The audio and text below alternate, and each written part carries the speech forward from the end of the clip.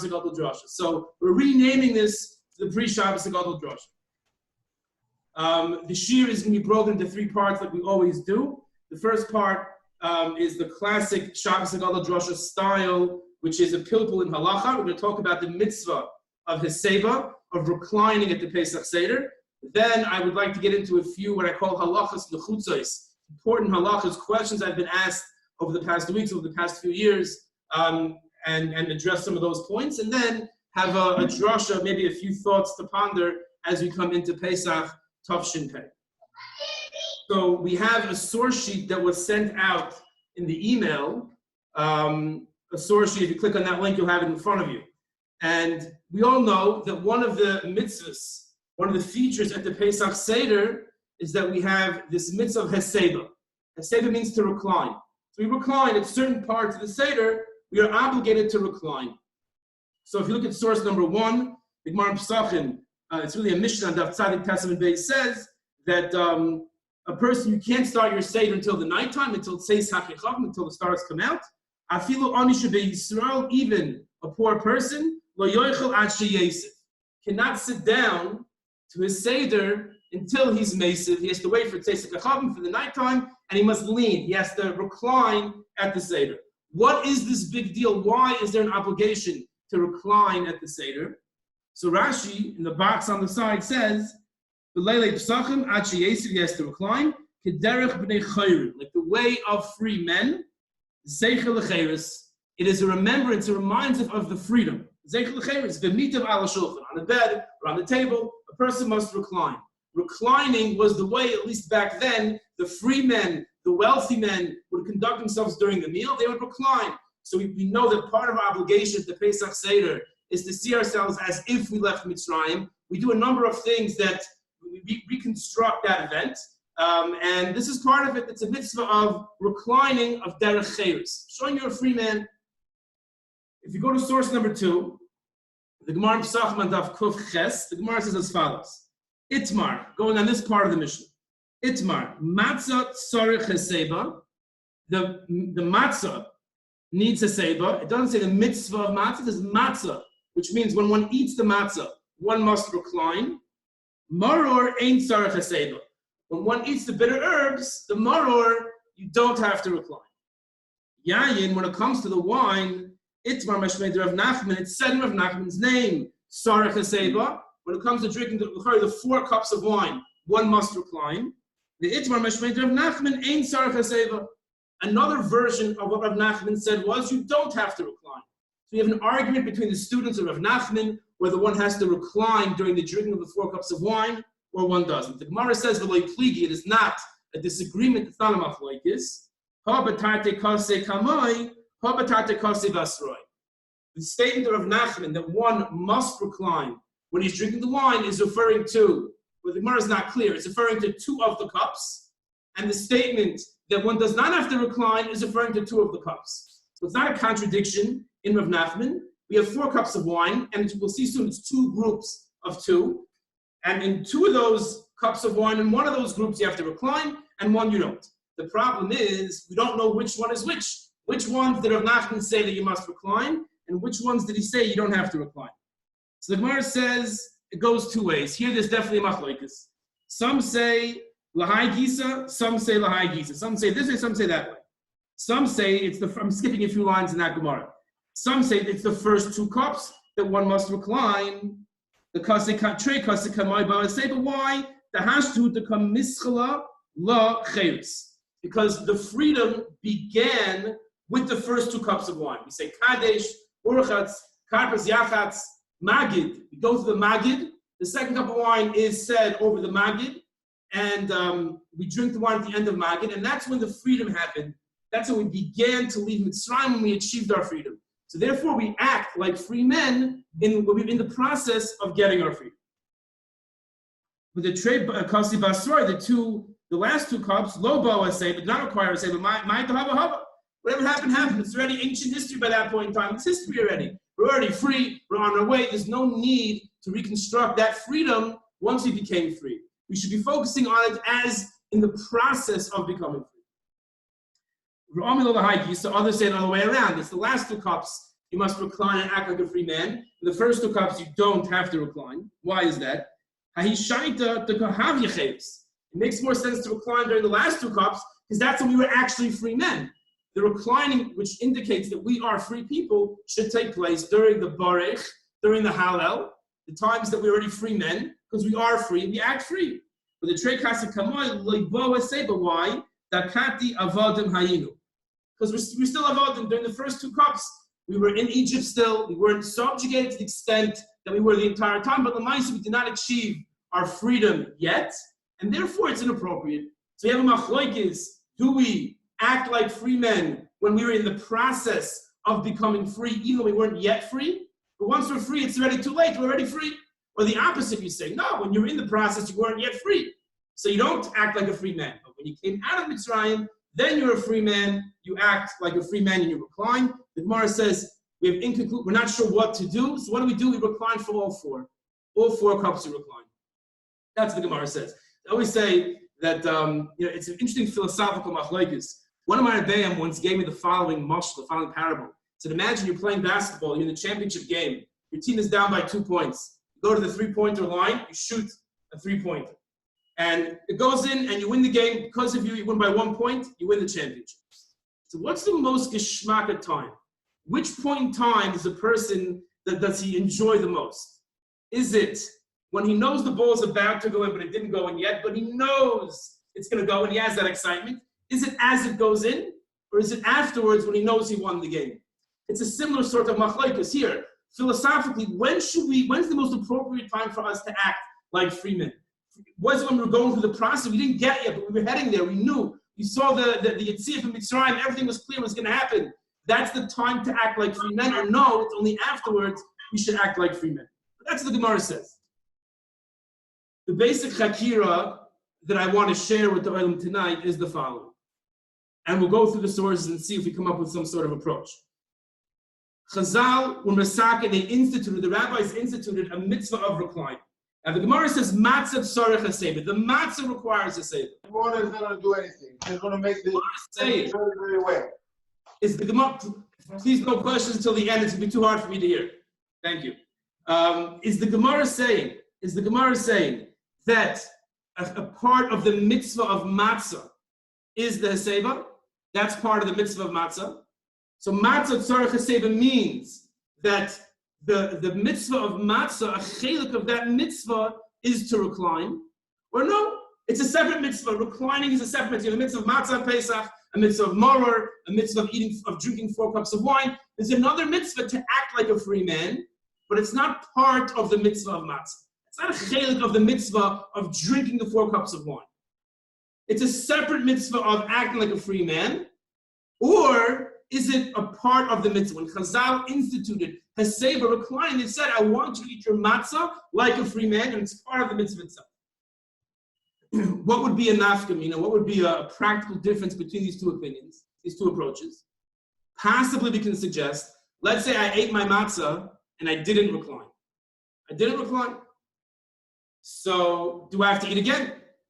If it's part of the mitzvah of matzah, you can argue I did not fulfill the mitzvah of achilas matzah. At least rabbinically, I didn't fulfill the mitzvah. If I have to eat it again and recline. If it's a separate mitzvah to eat, to when you eat your matzah on the kazayas, the lela seder, you should recline. Well, I ate my matzah already. So I didn't recline. So I didn't act like a free man. But the mitzvah of matzah is done. I can't bring that back. There'd be no point in eating the matzah again, because just like if I don't have matzah, I can't recline. So if I ate my matzah without reclining, so the matzah is gone. That mitzvah is finished. Will not come back until next year. It's not going to be here anymore. What's the point of going back and reclining while eating matzah? I'm not going to have that mitzvah. That would be enough for me. So the Gemara, so Tosfos number 3 on the side has a shayla. Tosfos says that kol dal koises tzrichim esei, but all 4 cups of wine, the conclusion of the Gemara is required to recline. The tzarech in the underlying part in shachach v'lo hesiv in yachzer v'yishter. So it's unclear if a person forgot and he didn't do a seba, he didn't recline when he drank the cups of wine. Should he go back and drink again? Tosfos is not sure. Now the fact that Tosfos only has the shaila, the question by the wine, it sounds like it's simple to Tosfos that by the matzah, again, the wine was a doubt. First 2, last 2, it's a suffix. We're not sure. The matzah, the wine is mitzvah derabanan. It could be to suffix derabanan. But when it comes to the matzah, it sounds like in Tosfos that's not a question at all, and that for sure one would have to go back and do it again. And the Rosh number 4 says the same thing. The Rosh brings Gemara that says that the shamash, when the shamash, the butler is in the meal and he's serving the food, and he has to also eat the matzah. If he eats it and he's masiv and he reclines his yatzah, says the Rosh, masiv yatzah, mashma masiv in la masiv loy, that the butler, if he reclined when he ate his matzah, he fulfills the mitzvah. But if he didn't recline, he doesn't fulfill the mitzvah. So the Rosh is clear. The Rosh says clearly, if a person eats his matzah, and it's important to remember this, a person eats matzah, come next Wednesday night, sit down to the Seder, you're eating your matzah, and a person doesn't lean, he must eat the matzah again. That is what the Rosh says. It would appear from the Rosh that it's a chelik, it's a part of the mitzvah achilas matzah. And if I ate my matzah and I didn't recline, I did not fulfill the mitzvah of achilas matzah, at least rabbinically, and therefore I must eat again. But if you're going to say it's a separate mitzvah, so I fulfilled the mitzvah of matzah, there's no point in eating again. That is what seems to be from the Rosh and from Tosfos. In number 5, the Rambam will see is cholik on the Rosh and Tosfos. The Rambam will start from Halacha Vav. B'chol dor v'dor chayv adam laharos es atzmoi. So the Rambam says a person has to show himself, not see himself. He has to show himself as ki'ilu atzma ki'ilu hu ba'atzmo yotza atom yishib mitzrayim. There's an obligation, which will come back at the end of this year, to show, to physically show that I myself left Egypt. A fascinating mitzvah. We don't find this anywhere else where you have to pretend that you were the one. Maybe it's not really pretend. You have to show that you were the one, that some ancient incident happened to you. But here, when it comes to Mitzrayim, one has to show that they left Mitzrayim. It says, that Hashem took us out from Mitzrayim. Okay? We'll skip now down to Halacha Zayin. When a person has his meal at the Pesach Seder, he has to eat, he has to drink, and he is reclining as a free man. Okay? So it sounds like from the Rambam, the mitzvah of Heseba is not only during the Achilas Matzah and during the 4 cups of wine, which the Gemara says. The Rambam extends the mitzvah of Heseba, of reclining, to the entire meal, which would seem to indicate that it's its own mitzvah. The Rambam continues in the end of Halacha Ches, the bottom of the page. When does one have to recline? The Shas Achilas Kazayis Matzah, says the Rambam, when a person's eating that first kazayis, that first olive's worth of matzah, he must recline. And when one drinks the 4 cups of wine, and when it comes to the other parts of the meal, the Shulchan Aruch, where a person's eating, if he reclines, harezim meshubach, that's wonderful, but he does not have to recline. And if he didn't recline, then he's okay, he's fine. So the Rambam clearly, as he said in Halacha Zayin, he repeats in Halacha Ches, the Rambam says that if a person wants to, he can, and it's praiseworthy to recline the entire meal. But if it was a din, if Heseba was a chelik of the mitzvah of achilas matzah, of the mitzvah of eating matzah, and it was a chelik and part of the mitzvah of drinking the wine, then what's the point of doing Heseba during the meal? When you're having your chicken soup and you're having your meat, there's no point. It must be, the Rambam seems to hold that it's a separate mitzvah. So we're building a machlokes between the Rosh and the Rambam. The Rosh who says that if I did not do Heseba, I did not recline during my matzah, I must do it again. He seems to hold it's part of the mitzvah of matzah. The Rambam who says as an Indian, it's good to be masiv, to recline during the entire meal, would seem to hold that it's not part of the mitzvah of matzah or drinking the 4 cups of wine. Rather, it's a separate mitzvah by itself to show there are chayers that one is a free man. In number 6 on page 2, so the Brisker Rav Yitzchak Zev Soloveitchik, basically speaks out this point, and we'll do just the underlined parts. So it says the Brisker Rav, the Brisker Rav is medayik the Rambam. It appears that it's a mitzvah by itself. He quotes the Rambam. Says the Brisker Rav, in the underlined part. It's not a part of the mitzvah of achilas matzah or 4 cups of wine. We see that the Rambam says throughout the meal one has to recline. The Maisa has say he mitzvah. It must be that it's a mitzvah by itself this reclining. And therefore it's relevant to the other eating and drinking at the Seder besides the matzah and besides the mitzvah of matzah and the 4 cups of wine. So the Brisker goes on to say, if a person didn't do the Heseba during the matzah or during the cups of wine, there's nothing lacking in his mitzvah, and therefore, it says the Brisker, according to the Rambam, you would not have to repeat the eating of the matzah, you would not have to repeat the drinking of the wine. Then he quotes the Rosh, Toises Mistapik is not sure if you should drink again. He quotes the Rosh who says that for sure you should drink, that you have to eat again. You see the Mizel Hebuch in the second column. Brisker says, you see from the Rambam, you see from the Rosh and from Toises, the opposite. The Svir who they hold, the din Heseba who din b'kiyam ha-mitzvah shel matzah v'dal Toises. It's a din in the mitzvah of achilas matzah. It's a din in the drinking of 4 cups of wine. Says the Brisker, because if it wasn't the case, then why should you do it again?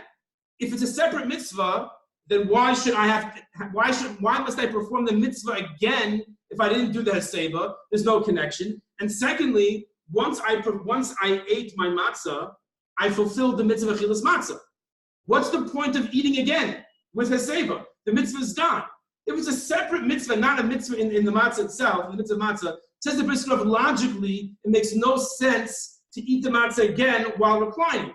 The mitzvah was when I'm eating my kazayas matzah, that mitzvah, I should recline and show a free man. So I ate it and I didn't recline. Now the mitzvah is gone. It's like I have no matzah. What's the point of eating again and reclining if I'm not fulfilling that mitzvah of achilas matzah? That's the Brisker says. Machlokes, the Rosh and the Rambam. Number 7, Rav Tzvi Pesach Frank is choylek on the Brisker. And he says that the Amarti, the top line in the middle, the Amarti, the Yishloimer, the mitzvah seba, he mitzvah bifnei atzma. He's learning, we'll see, according to everyone, it's a mitzvah bifnei atzma. Heseba, reclining, is its own mitzvah. Says the Frank, even if one fulfilled his mitzvah of eating matzah, he still is obligated to eat more matzah while reclining. So if, come Wednesday night, let's say you're sitting at the table and you notice someone at your table didn't do a seba for the achilas matzah. So what do you tell him? So Rav Pesach Frank will say, according to everyone, you should eat it again. Even if you fulfilled the mitzvah, even though a seba is a separate mitzvah, and I fulfilled my achilas matzah, the mitzvah, I should still again eat a kazayas matzah while leaning. In the next paragraph, he explains. And he quotes the Brisker Rav. The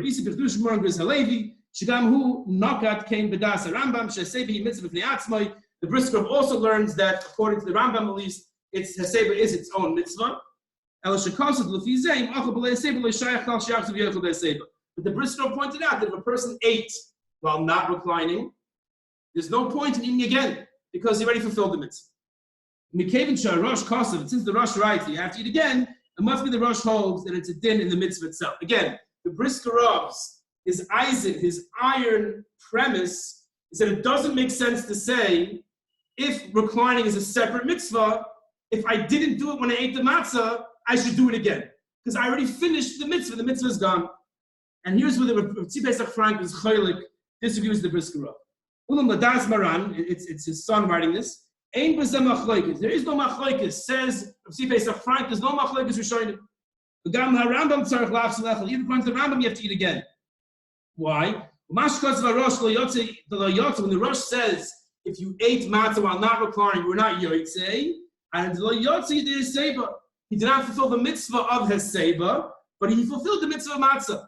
And Rav Tzvi Pesach Frank's big chiddush is that Chazal instituted you should do Heseba while you're eating matzah. But whoever said that the mitzvah of Heseba is dafka specifically while you're eating that first kazayis, which is a mitzvah deraisa, right? All the Gemara said was matzah tzricha Heseba. The machlokes, the Brisker Rav and Rav Tzvi Pesach Frank is machlokes pshat in the Gemara and Pesachim. The Brisker Rav learned matzah tzricha Heseba. Matzah requires reclining. That's referring to the mitzvah of achilas matzah, that first kazayis in the first night and second night of Pesach in Chutz La'aretz. That's what requires reclining. Once I ate and I didn't recline, if you can tell me to eat again, it must be that I didn't fulfill the mitzvah yet. So it must be that reclining is part of the mitzvah. Says Rav Tzvi Pesach Frank, what do you mean? Matzah tzricha seba does not mean, is not referring to the mitzvah of achilas matzah. It's referring to matzah. Matzah in general. There's a halacha that on the Seder night you must eat matzah while reclining. If you didn't do it for that original achila, the mitzvah of kazayas, do it next time. But it's not depending on the mitzvah itself. So when it comes down to the machlokes, Brisker Rav Pesach Frank is shot in the Gemara matzah tzricha hesed.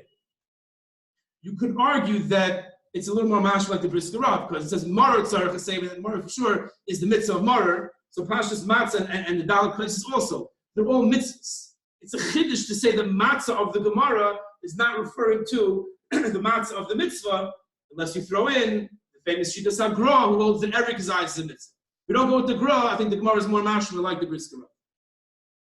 Rabbi Soloveitchik in number 8, and we'll end the pilpul with this. He has an interesting, like real Brisker Kasha, real Brisker Raya. He wants to prove that Haseba reclining is a separate mitzvah. Listen to this. We all view the person asking the manishtana as a little kid, right? He could be a chacham, but how much does he know? Hopefully, it's not a Rasha or a Tam or an Elisho, but how much does he know? But learns up Rabbi Soloveitchik the manishtana like this.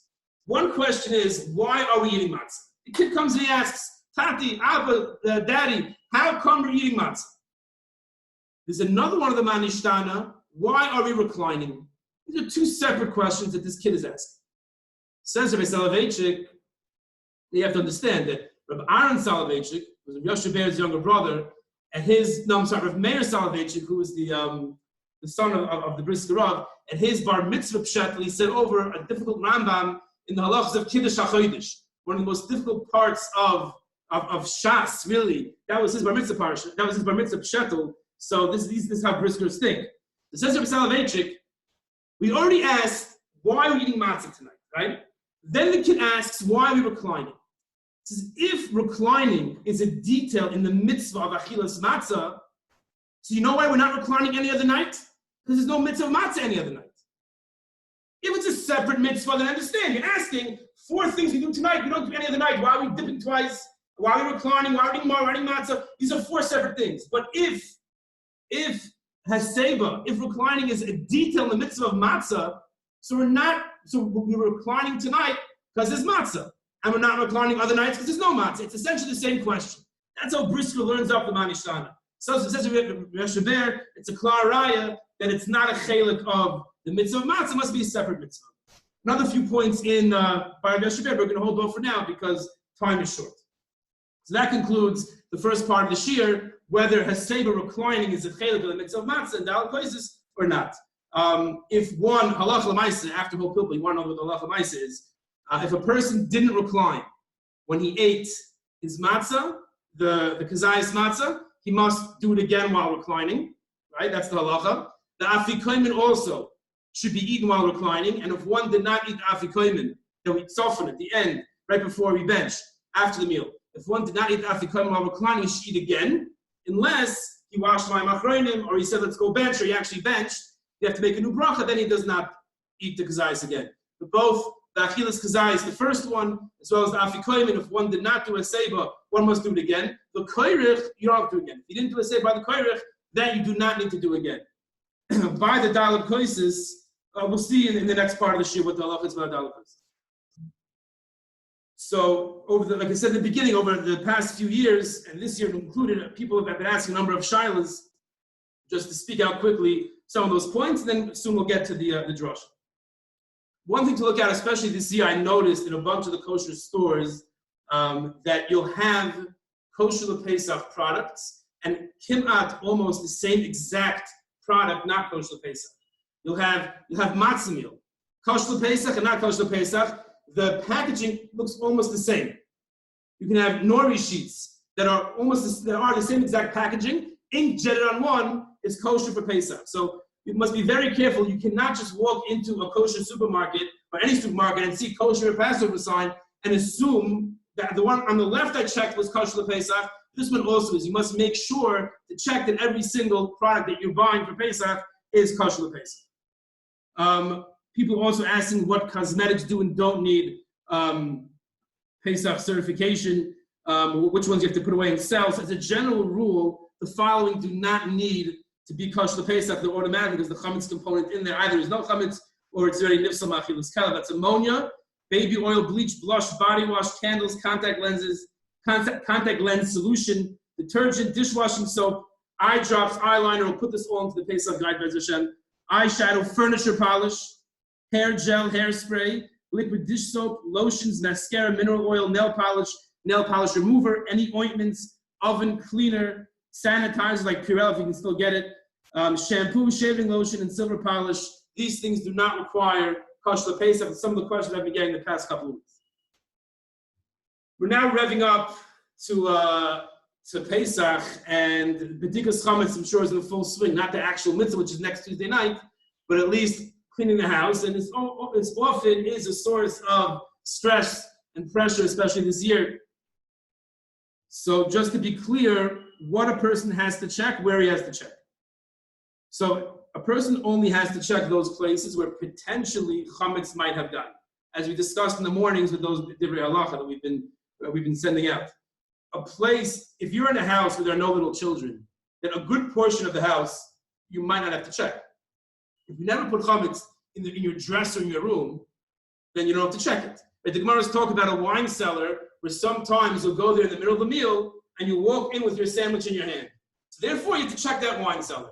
But if you know in your bathroom cabinets, you never walk into a bathroom with chametz, and you have no kids in the house, if you have grandkids that came over throughout the year, you would have to check probably if they're little.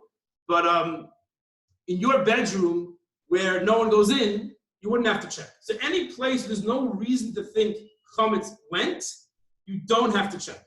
That being said, if there are little kids around, anyone under the age of 4 or 5, or even some people over the age of 4 or 5, chametz can go anywhere. Therefore, you'd have to check almost every place that a little child can get to. But again, the cabinets or the drawers are high up that a kid can't get to, that you know you didn't put chametz in there, you don't have to check. If you want to spring clean, doesn't to hate, but just realize that it's not part of the mitzvah of ridding the house of chametz.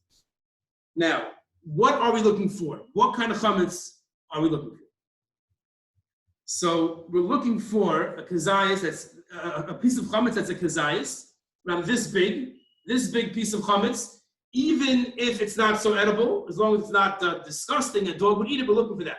We're looking for chametz that's a kazayas size, or chametz less than a kazayas, but I would eat it. For example, a Cheerio, right? If you find a Cheerio on your countertop, okay, you might eat that. If you find a Cheerio stuck under the chair, your kitchen chair, if you find a Cheerio that's been sitting in the back of a clothing drawer for the past who knows how long, and has little things coming out of it, you're not going to come to eat that. So there's no obligation to rid the house of such pieces of chametz. Again, in addition to searching and destroying the chametz, we do a bittul chametz. We annul the nullification of the chametz. So once we nullify all the chametz in our house, it's only chametz that I might come to eat, or a kazayas worth of chametz that I have to look for. So when we're doing our search for chametz, and now everybody, I'm sure, is cleaning their house for Pesach and trying to go through all the places where chametz might be, we're not looking for crumbs. We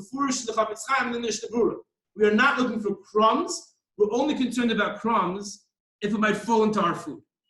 But any area where there's no concern, crumbs in your dresser are not going to fall into your soup. It's not going to happen. So when you're looking in the bedrooms, you're looking in the hallways, you're looking in the living room, we're not looking for crumbs under the couch. You might find half a bagel under the couch. You might find a pretzel under the couch. And certain cookies and cakes will stay good for months and months and years at a time. And therefore that has to be destroyed, has to be taken out of the house or sold to the guy. But we're not looking for crumbs unless it's in a place where it might come to the table. So for example, svarim, I do not go through all my svarim.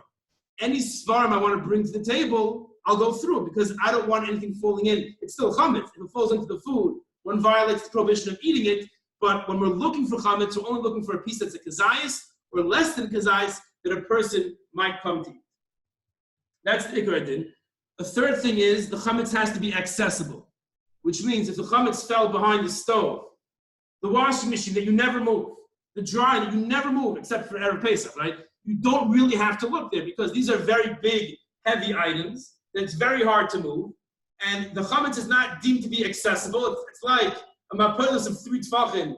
No one's going to go there. So therefore, and it's not going to be edible. You're mevatel it and you leave it there. Even if it is edible, you just leave it there. If it's not accessible, there is no obligation to move heavy furniture, to look under it. If If your hand can reach it from underneath, then yeah. But if you can't reach it, unless you move the washing machine, you have no obligation to do so. That being said, many people, Yisrael Kadoshim, many people, they go and they move the heavy machinery and they look behind everything, look for the crumbs, and that's praiseworthy. But as long as you view it as fun and gishmak and it's part of the simcha, which in some places that's the attitude they have, that's great, ma'tov manoim. It's important for the ikar din for people who feel stressed out. Until they can't handle it, the ikar din is as we discussed before. This Pesach is, we go right from Yom Tov into Shabbos and Chutz La'aretz. It's Thursday, Friday, Shabbos.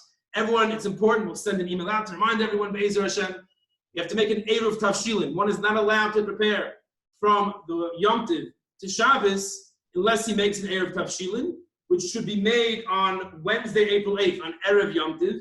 If one feels that the day is going to be too crazy and he or she are not going to have time to set up an Erev Tavshilin on Erev Yom Tov Wednesday day, you can do it on Tuesday night after Tzeitzei Gechavim, after 8:20 p.m. on April 7th at night. The Shevet Levi says you can do it, and you can make a bracha as well. But I think most of us will be able to do it on Wednesday day. The Erev Tavshilin is comprised of one baked item, one cooked item. You take a matzah, and you take a gefilte fish, or any other fish you have. Some have a minute to use a hard-boiled egg. You have to have one thing that's baked and one thing that is cooked. When you look at the Sidurim, they have Erev Tavshilin probably by the Yom Tov halachas. So make sure when you're saying the text, the nusach of Erev Tavshilin, you understand what you're saying. It's one of those things that it doesn't work if you don't understand what you're saying, and therefore look at the English side and make sure you understand what it is the Erev Tavshilin is all about. You want to make sure that the Erev Tavshilin stays in a place where it's not going to get lost or destroyed before you finish your preparations. The Erev Tavshilin must stay around until you finish your Shabbos preparations. So you can't prepare from Thursday Yom Tov to Shabbos, but you can prepare with the Erev Tavshilin from Friday to Shabbos. So if a person loses the Erev Tavshilin, that is an issue. So we want to make sure it's in a safe place that at least the kazayis of it lasts until you finish your Shabbos preparations.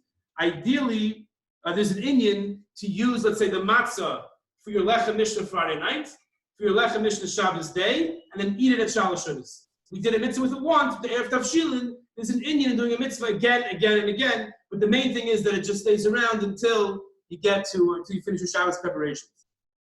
There is also, the halacha is, l'chatchila, whatever one is preparing on Friday for Shabbos, whatever you're making, should ideally be ready on Yom Tov, that if guests would come, they can eat it. So if Shkia is going to be around 7:45, let's say, I forget exactly the time, I think it's around 7:40, Shkia's around 7:40, 7:42, you want to make sure the food is ready by 7:15, 7:20. You want to make sure that guests could potentially eat on Yom Tov. That's part of the mechanism, how the Erev Tavshilin works, is by being ready beforehand. Mishpur says in the Shas Chag, Yom Tov, if it didn't work out, it's okay. But ideally, you want to make sure that everything is ready to be eaten potentially on Yom Tov, even though your intention is 100% to eat it on Shabbos. That's Erev Tavshilin. Again, garbage pickup in Hollywood is on Friday, which is second day Yom Tov. Now the garbage can is muktzah, it's a graf shel rei. Normally it's not a problem because normally it's just Shabbos and Shabbos is no garbage pickup.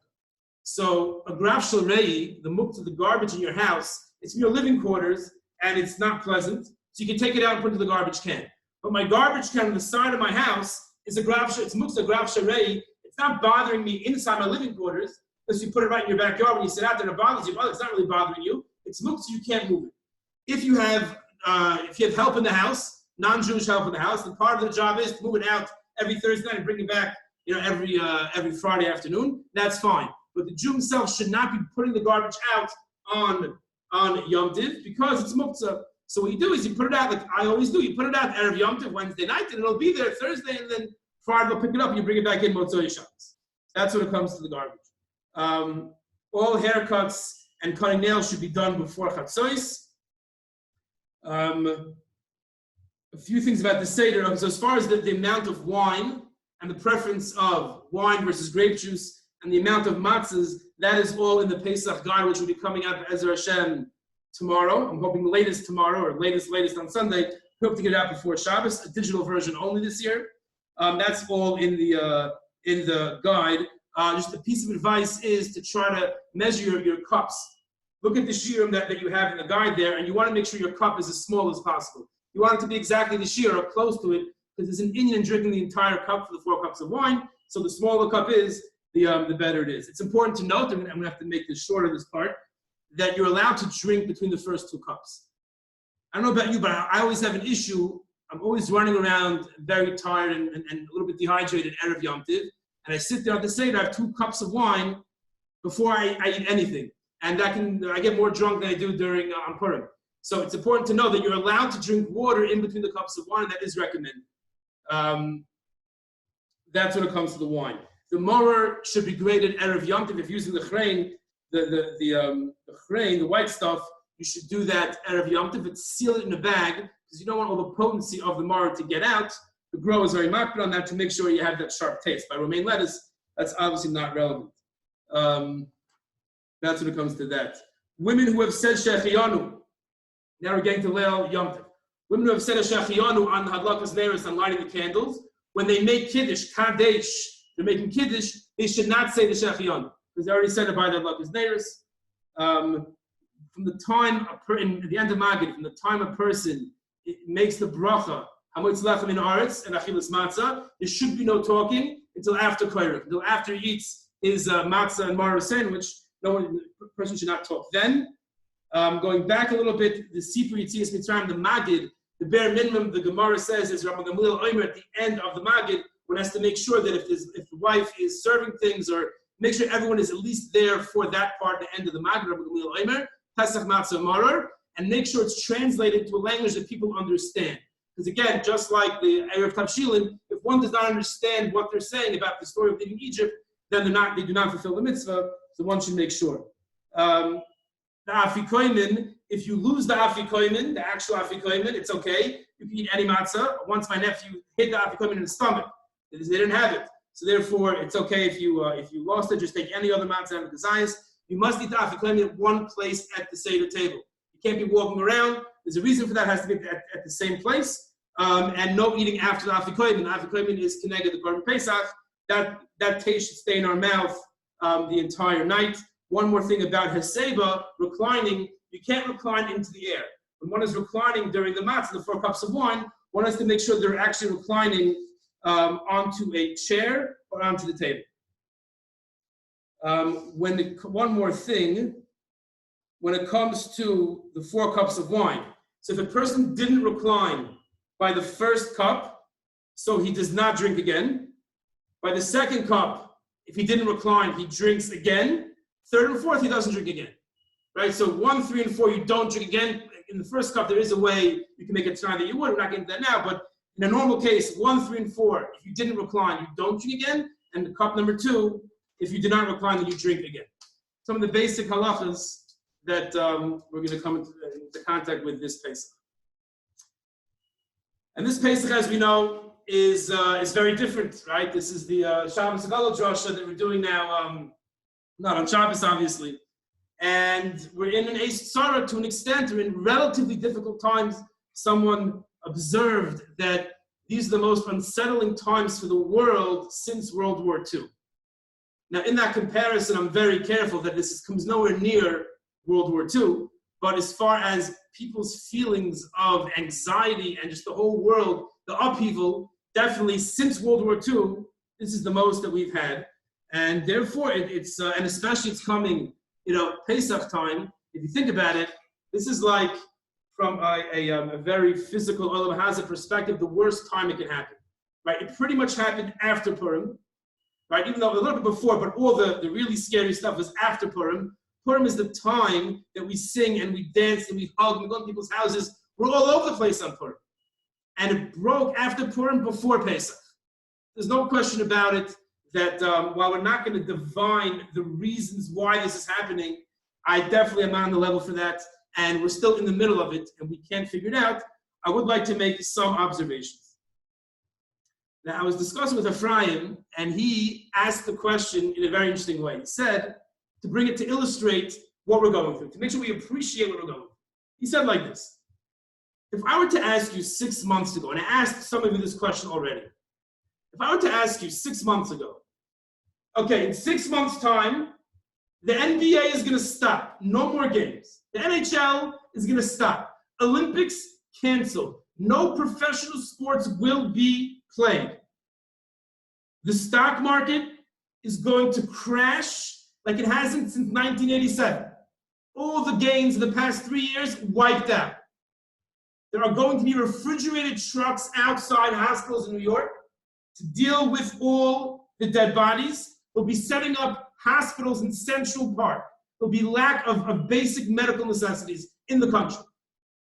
I told you just those 3 details of what's going to happen. And I asked you, what do you think is the situation surrounding those details I told you? How could this happen? What would have to happen for that to happen? So the people I've asked have said 2 things. Mashiach Zeiten, Mashiach has come, or a nuclear war, or both. There's been a nuclear war. North Korea has sent something, chas v'shalom. There's a nuclear gefährlich, or Mashiach is here. It's mamish the end of days. I would have said maybe it's a virus. Maybe a virus is going to come.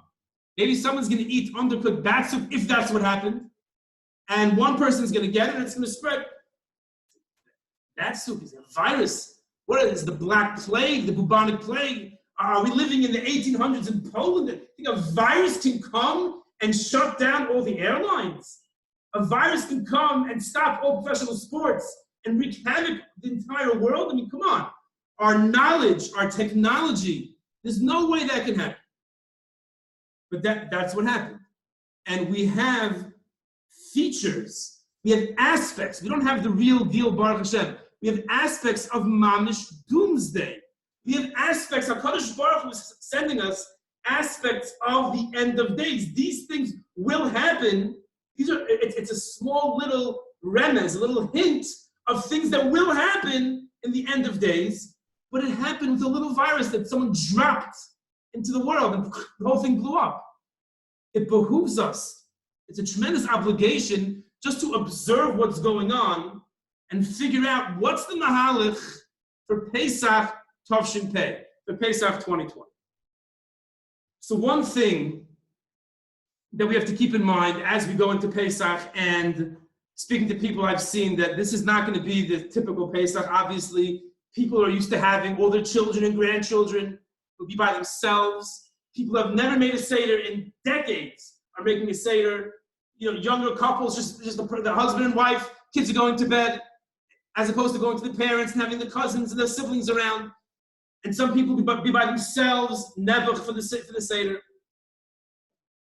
When a person is feeling under stress, when he's feeling a little lonely, think of the following Gemara. I want to share with you a Gemara in Nida and Daf Lamed Aleph Amud Aleph. Darash Rav Yosef Darsha. What does it mean when it says, Oitucha Hashem ki onaftabi, a pasuk in Yeshaya, I will praise you, Hashem, because you were angry with me. You got upset. You got angry at me. I'm going to praise you because you got angry. Yoshev apecha usenachameni. Your wrath will subside, and I will be comforted. What's the pasuk talking about? That I'm thanking Hashem, I'm praising Hashem ki anaftabi, because you were angry at me. B'shnei b'nei adi, 2 people, sheyotzu l'schoira, going on a business trip, going into they're scheduled for a flight. Back in those days, the flights were boats scheduled to go on a sea voyage. Yoshev lo koitz le'echel mehen, one of them got a koitz, baragloi, Rashi says. And he couldn't go. He broke his leg.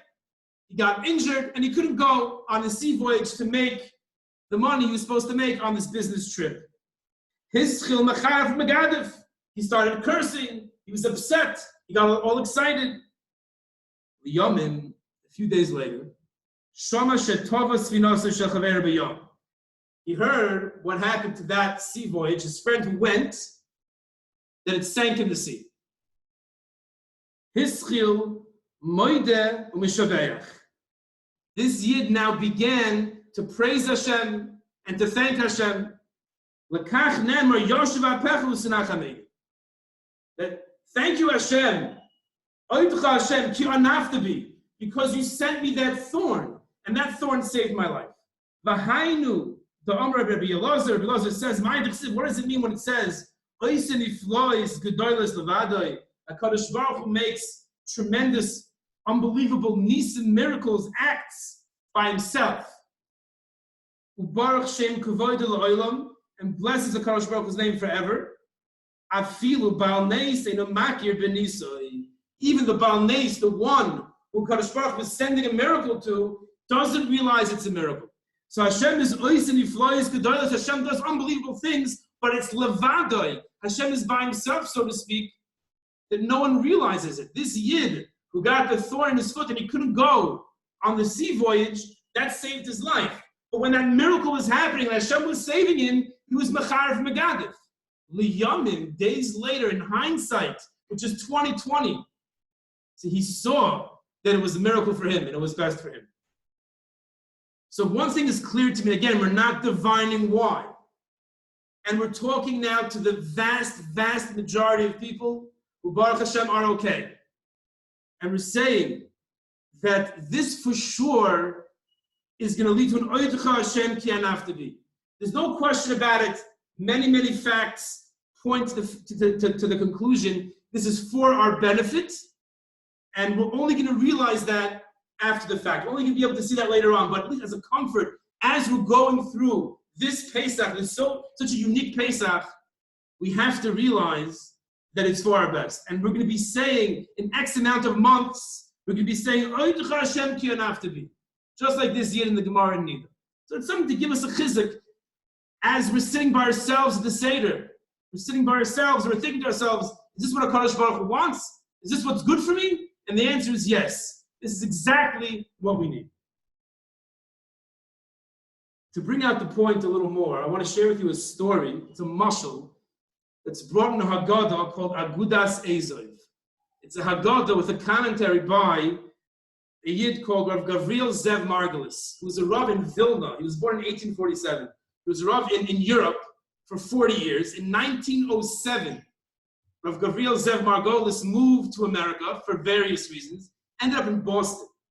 He lasted in Boston 4 years. There was a whole machlokes, a controversy about what's one of the favorite controversial topics in Yiddishkeit, kashrus. It was a kashrus controversy. He was a staunch, they call him traditionalist, which means Rav Margulis stuck to Shulchan Aruch. He left Boston, moved to New York City, where he was nifter in 1935. A tremendous Talmud Chacham. He has a pirush on the Haggadah called Agudas Ezov. And there he brings an unbelievable parable, a mashal, to what Pesach is, based on a true story. It is the mashal itself is a true story. I have to thank my cousin Eli Genauer, who sent out this story, and I looked up Haggadah itself a few days ago to the family. It's an unbelievable mashal and how it applies to Pesach in our times for sure.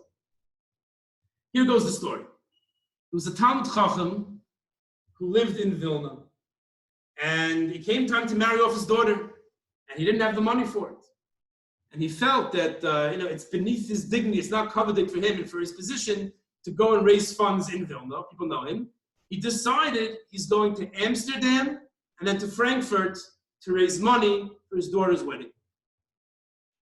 He arrives in Amsterdam on Erev Shavuos. And there's a Yid there, Rabbi Akiva Lerin. Rabbi Akiva Lerin, who was a famous Dutch banker, as well as a big Talmud Chacham Yerushalayim. And this Rabbi Akiva Lerin sees this Yid from Vilna, and he sees his Hadras Panim. He says, you know what, stay with me for Shavuos. They go to Shul, Leil Shavuos, they come home. Rabbi Akiva Lerin makes Kiddush, they start their meal. Rabbi Akiva turns to his guest and he says, you know what? I have this Rambam that's really been bothering me for a long time.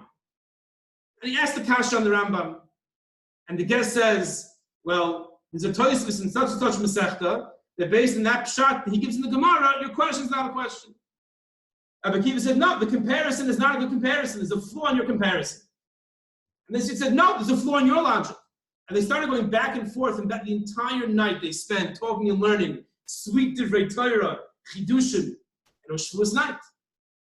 The morning came, the daven vasikin, they went to shul, came home again, made kiddush, and discussion continued again. The entire day, they kimat didn't eat The whole day they're discussing Torah, having chidushim. This goes on for the 48 hours of Shavuos. Motzei Shavuos comes, Rabbi Akiva makes Havdalah.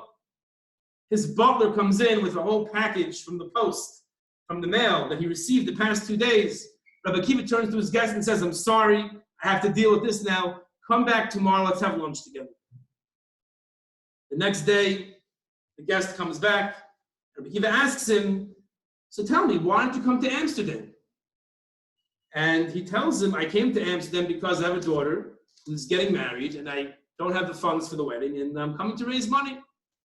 So Rabbi Akiva says, oh wow, what a great schus to help such a chashuv Talmud Chacham. Unbelievable. Here's 500 marks, a significant sum of money.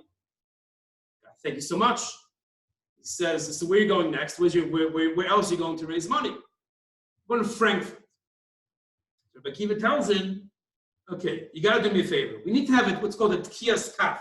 We say this when we're mater neder, a taras dam erev Rosh Hashanah. A tkiyas kaf. Do a tkiyas kaf where you have to promise me that you're going to do what I ask you to do in Frankfurt, and if you don't do it, you lose your chelik in the olam haba, in the world to come. You're going to lose your chelik in the world to come. Guest says, I can't do that. You didn't tell me, maybe you're going to ask me to do something I can't do. I can't, it's not responsible to accept such a shvua with a tkiyas kaf that I give away my olam haba. I don't know what you're going to ask me to do. He says, listen, we spent the past shvuas together. You see that we're talking and learning. You can trust me. I'm not going to ask you to do anything you can't do. So the guest feels indebted, fine, shakes hands. I will do what you tell me to do, and if not, I will lose my portion in the world to come. Rabbi Akiva Laren tells him, this is what you must do. You go to Frankfurt, you must go into Baron Rothschild, and you must tell him that you spent 2 days shvuas with me, and we sat and we learned together the entire time. We didn't celebrate the Yom Tov. We almost didn't eat. We were talking zisa, sweet divrei Torah together the entire time. And you came to ask me for money for your daughter's chasana, and I gave you 500 marks. You must go to Baron Rothschild and tell him that, or you lose your chelik in the world to come. You promised. You took a shvur. I'm sorry, I have to go now. And the guest is left there, mamish, confused. He starts his trek onto Frankfurt. As this Yid is getting towards Frankfurt, a thought dawns upon him. Now, he spent 2 days with this Rabbi Akiva Laren, but he doesn't really know him. And from what he wants him to tell Baron Rothschild, it sounds like he wants the Baron to think that he's some chashuv Yid, the big Talmud Chacham Yerushalayim, and such a generous, not even a wealthy person. Maybe he's going to ask for a loan. Maybe he's going to ask Baron Rothschild later to go into business together, and really he'll take advantage and he'll take money away from Baron Rothschild. So I can't tell him. But I took a shvuah. I took a vow that I'm going to tell him. What am I going to do? The Talmud Chacham had an eitzah. He thought of something, a way out. I'm going to tell him the whole story, and then I'm going to tell him that this Rabbi Akiva Laren made me take a shvuah that I'll lose my world to come unless I tell you. So I don't know why he did this. He wanted you to think he's a big Talmud Chacham and he's a very generous, wealthy person. But all I'm telling you is he made me make a shvuah. My world to come is dependent on that I tell you this. That's his plan. The Talmud Chacham gets to Baron Rothschild's house. He knocks on the door. The butler opens the door. What can I do for you? I need to speak to Baron Rothschild. I'm sorry. He's busy. Here's 25 ruble. No. I need to speak to Baron Rothschild. I'm sorry. He's busy. Here's 50 ruble. You don't understand. I have to go in and speak to Baron Rothschild. He cannot see you. Here's 100 ruble. Go. Sir, you don't understand. I must speak to Baron Rothschild. The butler lost patience and started beating him, threw him out onto the street, and said, you cannot see him, he's busy. The Talmud Chacham said, you can beat me 10 times, again and again. I have to speak to Baron Rothschild. So his office, Baron Rothschild's office, was facing the street. He heard this entire commotion. And he tells the butler, let this unfortunate Jew in. Tells the butler, let this guy come in, let's see what...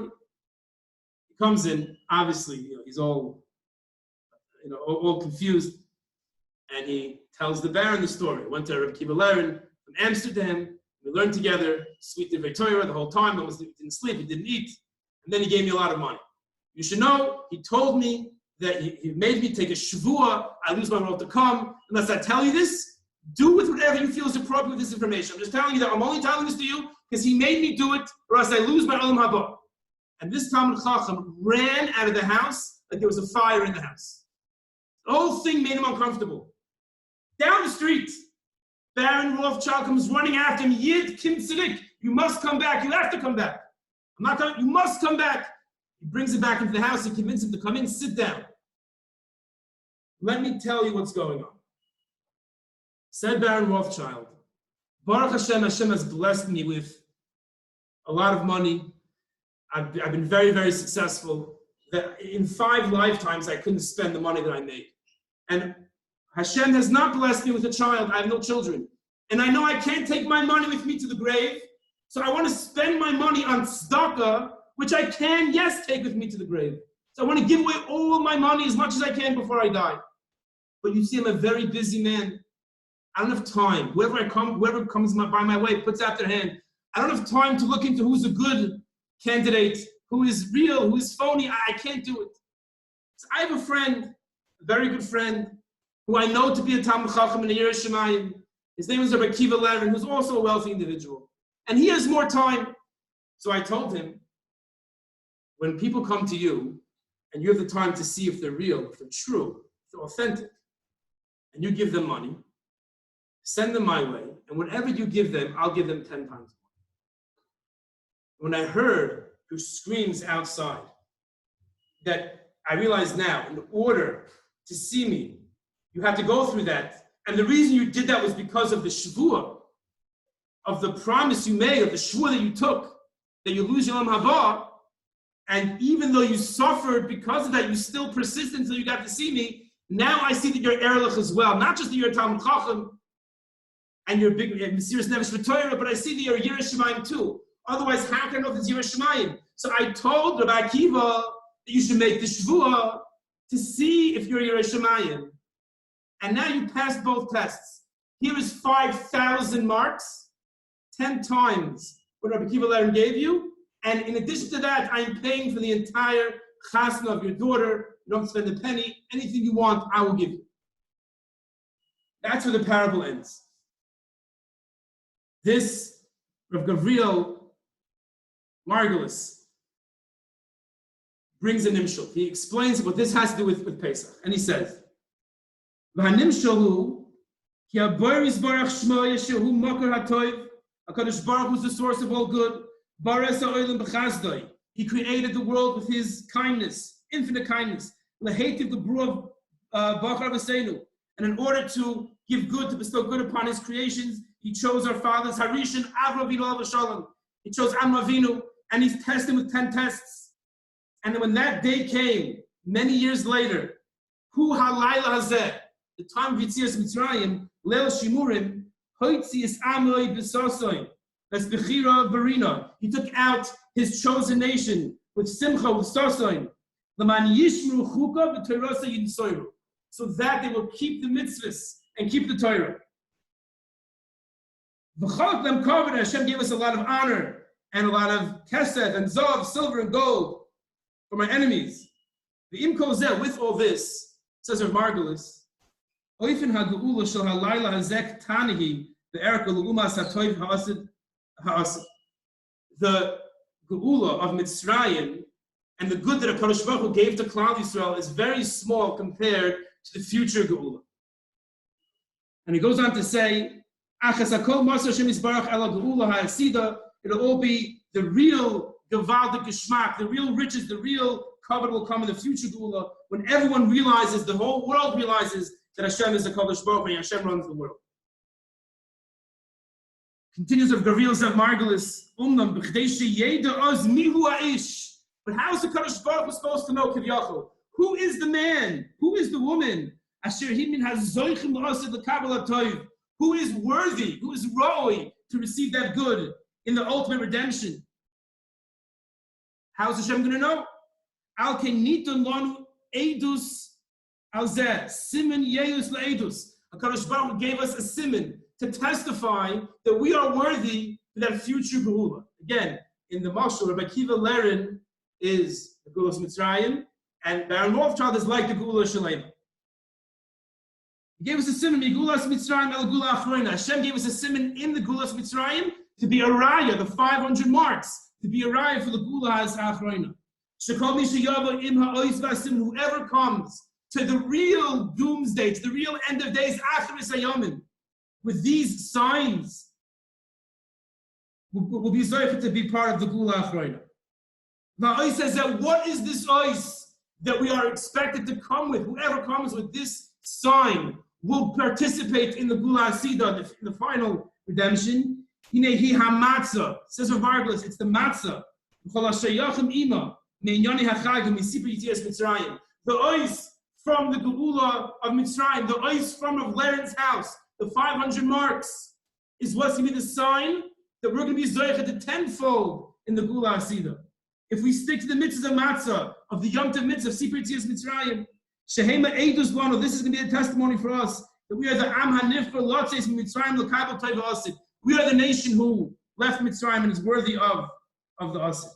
And HaKadosh Baruch Hu knew it's going to be a long and bitter golus. It will be very, very difficult. Therefore, he heaped on all the commands, don't eat chametz, eat matzah. Many times he goes, many psukim where HaKadosh Baruch Hu was warning us to make sure that's the Tkiyas Kaf, that's the Shua, to make sure through thick and through thin that we keep the mitzvahs. The gullahs were scattered everywhere. Hashem sees with all the bitter gefährliche things that happen to us. We don't veer from the path from Hashem. From the laws of the Torah. That is the proof that we are the chosen nation. And Hashem chose us to leave Mitzrayim and will be zoich and mukhsher to makabel all the good in the Gula Asida. That's the nimshal. So if we take the mitzvahs of the Leil HaSeder, the test to see if we're worthy of having a Gula Asida is to see if we take the mitzvah of the Leil HaSeder and fulfill them. Not only that, the shvuah that we took to keep the Torah, Hashem B'davka made it hard for us to see if we're going to keep it through thick and thin. And if we come with these two things to the real doomsday, the Acharis Hayomim, then it will be zoicha for the Gula Asida. We're not divining why this is happening. But one thing is clear, we said this in the Divrei Chizuk a couple of weeks ago, that it's a test.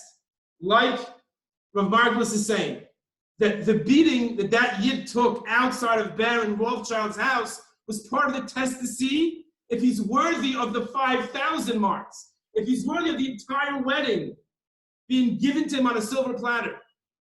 The tzaras that we go through are it's a test to see if we're worthy. Do we only keep the mitzvahs? Do we only enjoy the Seder when we're flanked by our children and grandchildren, by our brothers and sisters and parents and grandparents? Or do you have the same geschmack in the Seder when we're sitting by ourselves? It's a test.